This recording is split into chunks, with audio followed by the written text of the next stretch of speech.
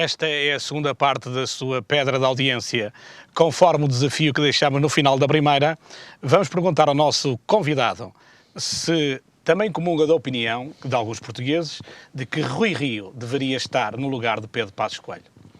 Eu julgo que Rui Rio tem, como quase muitos outros políticos de primeiro plano na política nacional, capacidade para vir um dia a ser primeiro-ministro. Mas a capacidade política é algo mais do que a capacidade profissional ou o conjunto de aptidões que formam a pessoa. Para que alguém seja o líder a esse nível, é preciso ter qualquer coisa que também é indefinível, como eu há pouco falava do carisma, mas agora não vou falar do carisma, que é a capacidade de arriscar. A capacidade de ir à luta, a capacidade de, mesmo contra algumas probabilidades, ou mesmo tendo uma forte probabilidade de não ganhar, ir à luta, arriscar, dar a cara frontalmente. E Rui Rio, o seu percurso político até agora demonstrou que não o tem. Ele foi uma vez à luta, exatamente naquilo que nós falávamos há pouco com Fernando Gomes, mas foi uma luta para perder. Ganhou sem estar a contar. Mas em relação à luta pela liderança do PSD, Rui Rio teve dois momentos fundamentais em que podia, e se calhar até devia, ter arriscado e ter assumido com frontalidade todo o discurso e toda a narrativa, como agora se diz, que andava a fazer sobre a liderança do PSD, e das duas vezes teve medo.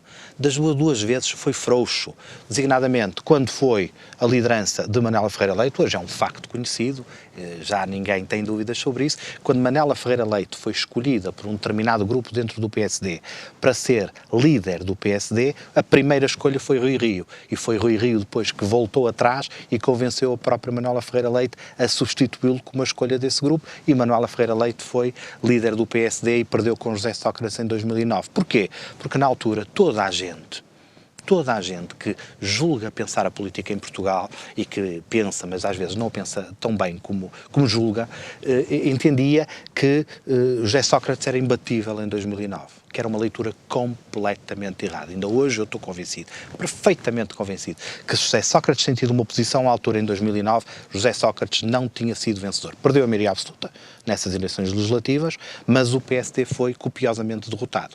Ora bom, Rui Rio nessa altura não quis ir, e não quis ir depois, quando, aí sim, Paulo Rangel teve peito, teve força, teve vontade, teve rasgo, teve aquilo que faz os líderes, faz a massa de que os líderes são feitos, que é ir à luta contra todas as probabilidades. E Paulo Rangel, que não teve o apoio do Rui Rio, recordo aqui, nessa luta para líder do PSD, teve 34%.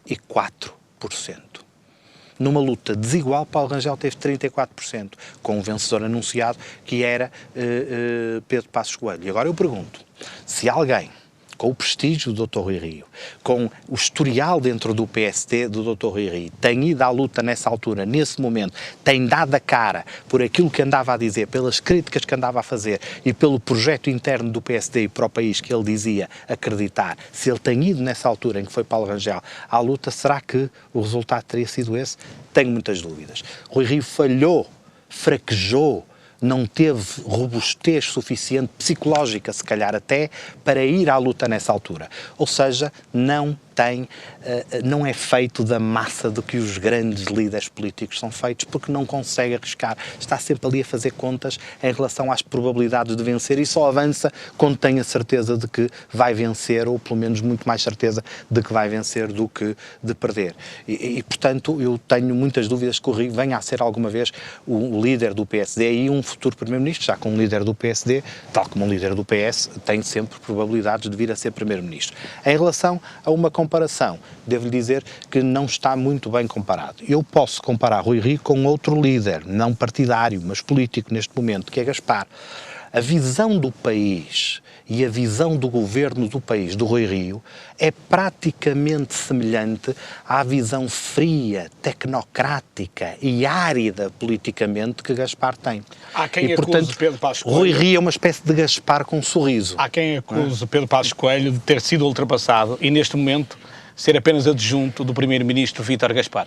O que se passa é que, num momento de grande emergência orçamental e financeira, é normal que as políticas orçamentais e financeiras sejam aquilo que dá mais nas vistas. E, infelizmente, no momento em que nós estamos, é isso que dá mais nas vistas. Isto é, a figura de Vítor Gaspar tem sido determinante em algumas coisas boas que têm acontecido e em muitas outras coisas não boas. Mas os economistas normalmente são muito frios. E onde é que fica o social? Onde é que há espaço para o social? Os pior do que os economistas são os financeiros. Não é? E os consultores e essas pessoas que vivificaram naquelas criações de gente de consultadoria e que vêem números e gráficos e que pura e simplesmente não querem saber dos problemas das pessoas, é que isso nem lhes passa pela cabeça. Aí as pessoas ficam muito para trás. Já vi que Vítor Gaspar... Mas aí Gaspar e Rio são iguais. Já vi que Vítor Gaspar e Rui Rio não vão pôr os pés em Gaia para andarem consigo em campanha a favor da sua eleição para Presidente da Câmara Municipal. Eu espero que não, nem um nem outro. Não correspondem de modo nenhum, neste momento, àquilo que eu julgo que é fundamental, nem para Vila Nova de Gaia e já agora para o país. Antes de entrarmos em Gaia novamente, reentrarmos, que será isso que concluirá esta nossa conversa, diga-nos, o cidadão Carlos Abreu Mourinho não vive da política, ou vive?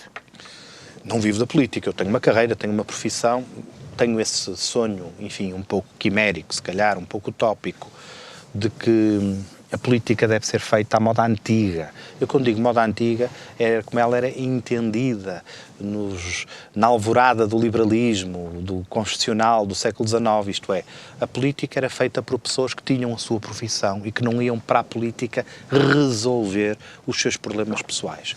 Eu tenho uma carreira, tenho uma profissão, eu sou professor universitário, neste momento estou a deputado e dentro de alguns meses estarei a Presidente de Câmara. Mas eu, na minha cabeça, independentemente da função concreta que eu estiver a exercer num determinado momento, eu serei sempre alguém cujo maior prazer é estar numa sala de aula com uma série de rostos de jovens a olhar para mim e à espera que eu faça com que aqueles momentos que eles lá têm comigo valham a pena e façam a diferença. Professor universitário, pai, e eu abro o jornal Audiência para ler uma afirmação do presidente da FEDAPA Gaia, Amadeu Campos. Nós temos tudo o que é preciso para sermos felizes em Gaia em termos educativos. Tudo. Gaia tem neste momento todas as condições. Em primeiro lugar, tem gente nova. Um dos grandes problemas que nós temos em muitos concelhos do país, olhe no Porto, cuja decadência demográfica é absolutamente gritante na última década, tem a ver com o êxodo da população e o envelhecimento da população. A propósito disso, o Dr. Luís Filipe Menezes está a pensar em importar 50 mil habitantes para o Porto e vem buscá-los a Gaia. Você vai deixar? Não, eu penso que aí a escolha é das pessoas. Não são os líderes políticos nem autárquicos que pegam nas pessoas e as transportam para o seu município. Gaia é um concelho atrativo, graças também ao Dr. Luís Filipe Menezes.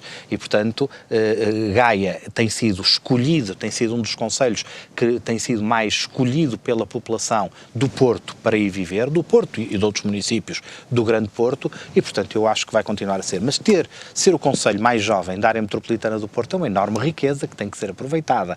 Depois tem escolas, tem infraestruturas, tem escolas de excelência. Eu ainda há poucos dias participei na inauguração de uma escola básica, que é a Escola Manuel António Pina, e ainda bem que se escolheu esse nome, Manuel António Pina, para essa escola. Foi uma homenagem justíssima que foi feita nessa cerimónia de inauguração, mas o que eu queria dizer é que a escola tem condições absolutamente fantásticas. Eu devo dizer que eu nunca tinha visto... Não é a primeira, mas eu nunca tinha visto uma escola com tantas condições, de facto, para que os alunos sejam felizes e os professores lá também, toda a comunidade educativa. E tem essa escola, tem pavilhões, tem infraestruturas desportivas e de toda a espécie, professores, tem um fortíssimo movimento de associações de pais, como todos sabemos, e isso faz com que toda a comunidade educativa de Vila Nova de Gaia esteja em condições, eu quase que diria, face ao panorama nacional, quase ótimas para que Gaia seja, digamos assim, um modelo na educação dos seus jovens. E, portanto, essa é uma riqueza tremenda e tenho que dizer isto com toda a frontalidade, é algo que devemos muito a Luís Filipe Menezes. Se ele conseguir fazer o mesmo na cidade do Porto, obviamente será bom para todos os portuenses e também para a região do Grande Porto, porque, como eu costumo dizer, e é já agora um dos meus, enfim, das minhas fases favoritas, qualquer investimento que se faça na educação é o melhor investimento possível.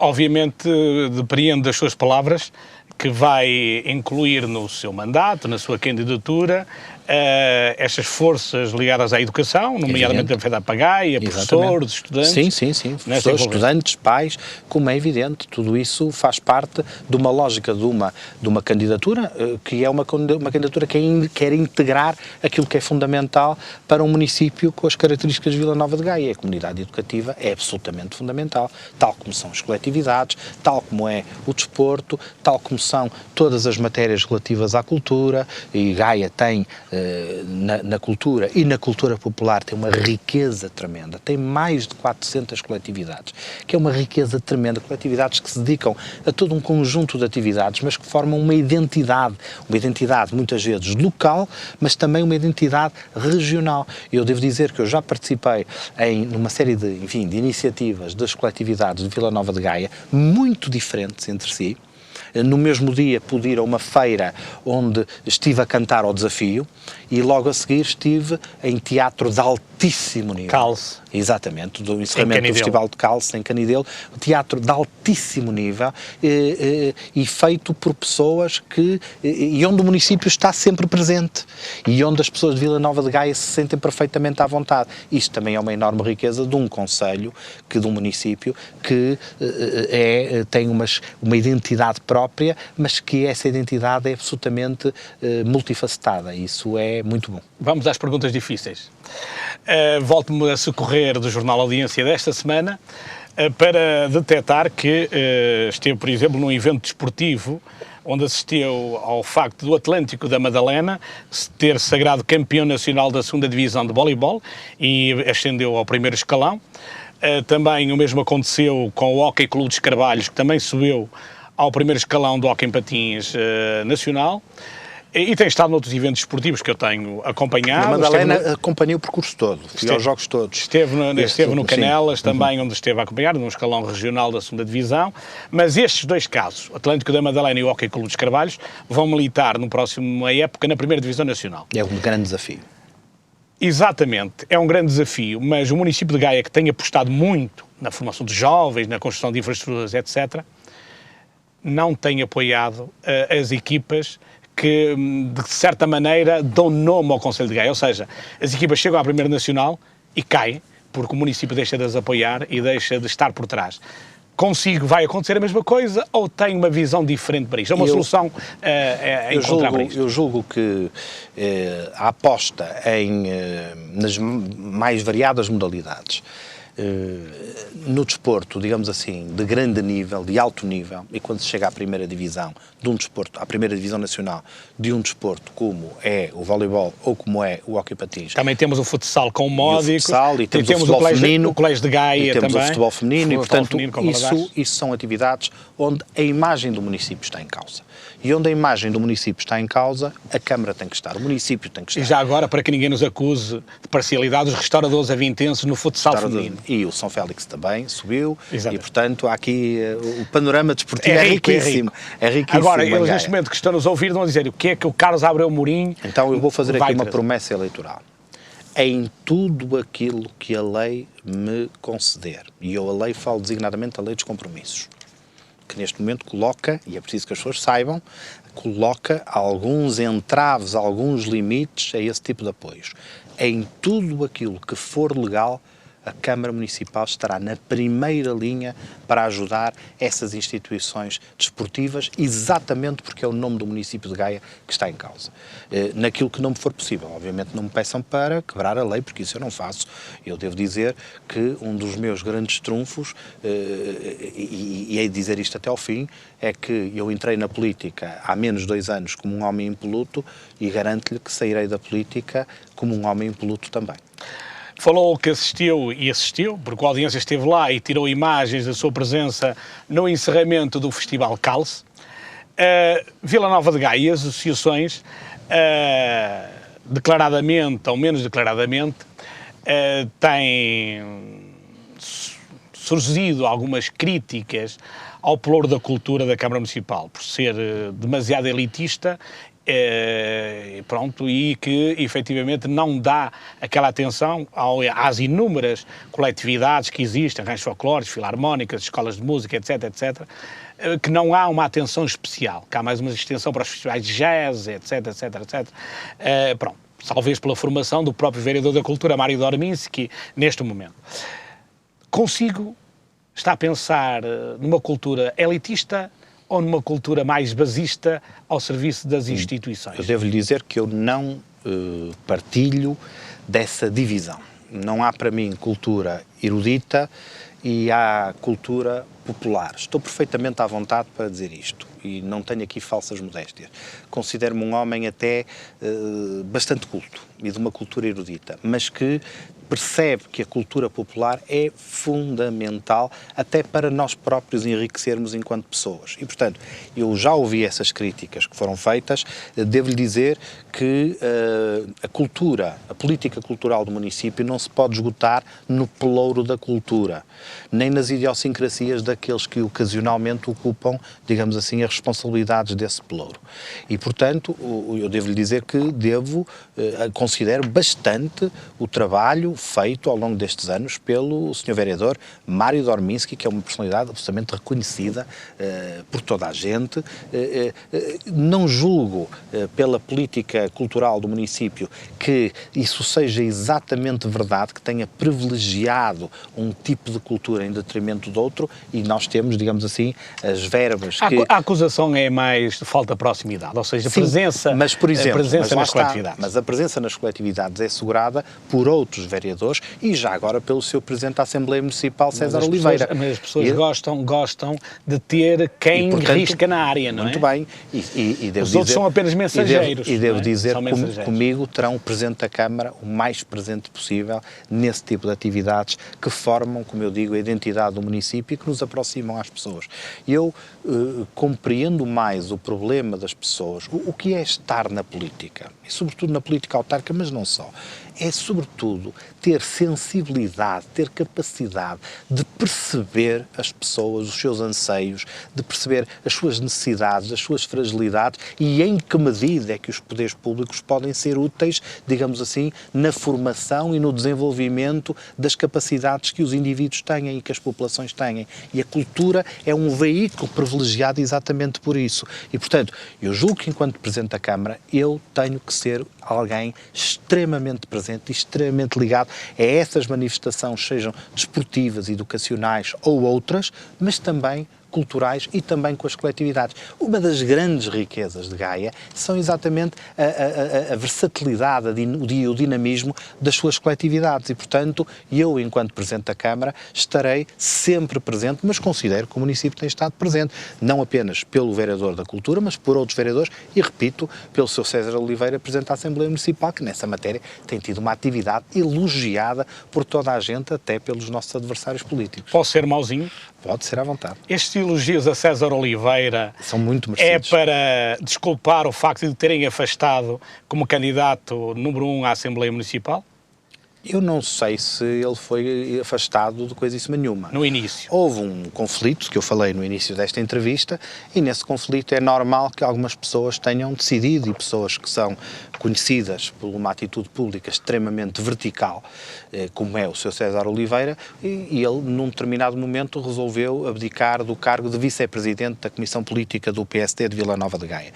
Mas não saiu do PSD e já manifestou o apoio público à minha candidatura. E, portanto... o senhor já o reconvidou para ser o cabeça de lista da Assembleia Municipal? Aquilo que eu posso dizer neste momento é o seguinte: o Sr. César Oliveira estará com a minha candidatura, fará parte integrante da minha candidatura, estará ao meu lado e será uma das figuras preponderantes neste projeto. Quando é que o vai anunciar como candidato a Presidente da Assembleia Municipal? Ainda não sei se ele será candidato à presidência da Assembleia Municipal no momento em que estou a dar esta entrevista, mas posso garantir que será uma das personalidades de Gaia preponderantes na minha candidatura.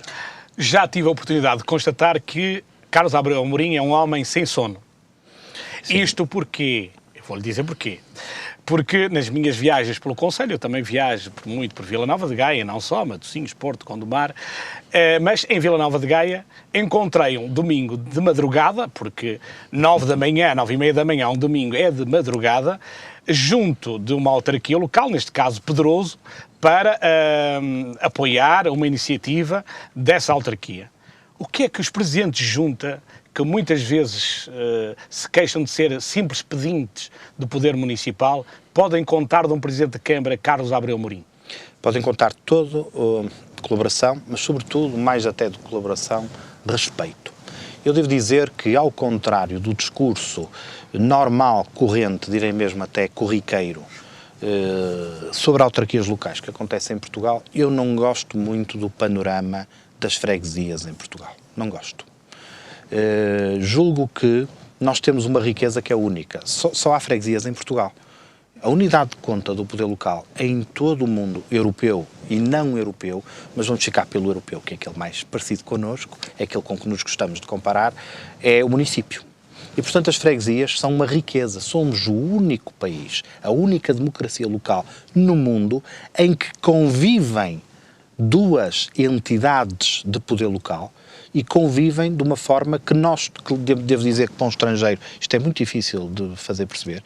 Eu, em congressos de direito local lá fora, tenho algumas dificuldades em fazer entender aos meus colegas o que é que se passa em Portugal, mas para nós não há dificuldade nenhuma. Nós percebemos o que é uma freguesia e o que é um município. O que se passa é que as freguesias não evoluíram tanto nos últimos 180 anos como eventualmente o deveriam ter sido e já agora como foi evoluindo a lógica do governo municipal. E aquilo que nós temos neste momento é que existe uma enorme preponderância do município, não apenas em termos orçamentais, mas também em relação às freguesias. Ora, as freguesias são uma riqueza que em caso algum pode ser desaproveitada. Tudo aquilo que serão políticas municipais serão desenvolvidas na medida do possível em parceria com as freguesias. Desde a política social, à política educacional, à política desportiva e muitas outras. Porque é assim que eu entendo o governo municipal e devo dizer que não é de agora. Escrevi isso variedíssimas vezes. Esta riqueza de termos freguesias e municípios que conviverem integrando-se no mesmo espaço territorial, na mesma circunscrição administrativa, é algo que só existe em Portugal, existe por uma determinada razão e deve ser fortalecido, deve ser robustecido. Agora, isso é muito difícil de fazer, digamos assim, se da parte das freguesias também não existir uma evolução. Nós temos em Gaia freguesias e presidentes de junta, já agora, porque o elemento pessoal é muito importante, com uma enorme capacidade. Falou-me de Pedroso. O seu presidente de junta, António Tavares, é um dos exemplos de alguém que é um presidente de junta que é mais do que um presidente de junta. E que consegue ter uma capacidade de ação, de mobilização, de reinterpretação do seu próprio papel enquanto presidente de junta de freguesia, como tantos outros em Vila Nova de Gaia, que são um exemplo para todo o país. Eu conheço muito bem, devo dizer, o panorama do poder local em Portugal, quer ao nível dos municípios, quer ao nível das freguesias, e nesse aspecto os presidentes de juntas de freguesia de Vila Nova de Gaia são exemplos. Também são exemplos porque o município sempre os conseguiu apoiar. Agora vai ser mais do que apoiar. Não é apenas apoiar financeiramente. Agora é fazer um caminho paralelo, lado a lado, entre freguesias e município. Nesse ponto, vai encontrar um município pacificado, porque será dos poucos municípios onde todos os presidentes de junta, incluindo os da oposição, apoiam a Câmara. Se não chega a 3 dezenas o número de municípios, dentro dos 260 onde foi feita a reforma local, onde isso aconteceu. E a reforma foi feita também com esse acordo. Mas das 24 freguesias, eu tenho o apoio, das 24 freguesias do município, eu tenho o apoio de 19 presidentes de junta, o que é uma prova de confiança que a mim, devo dizer, me orgulha muito. Mais até do que aquilo que também me orgulha, que é o apoio das estruturas do PSD e o apoio das estruturas do CDS, eu tenho um enorme orgulho por pessoas, muitos deles são independentes, não pertencem a nenhum dos partidos que formam a coligação Gaia na Frente, me apoiarem e depois de me terem ouvido e depois de terem conversado comigo e depois de me terem conhecido, me apoiarem ainda mais, isso sim é um motivo de orgulho e que me dá garantias de que eu serei Presidente de Câmara, o futuro Presidente de Câmara de Vila Nova de Gaia. Foi um prazer enorme ter estado consigo. Os espectadores provavelmente também gostaram desta conversa e, a partir de hoje, Carlos Abreu Amorim não é um desconhecido. Foi um prazer. Até à próxima.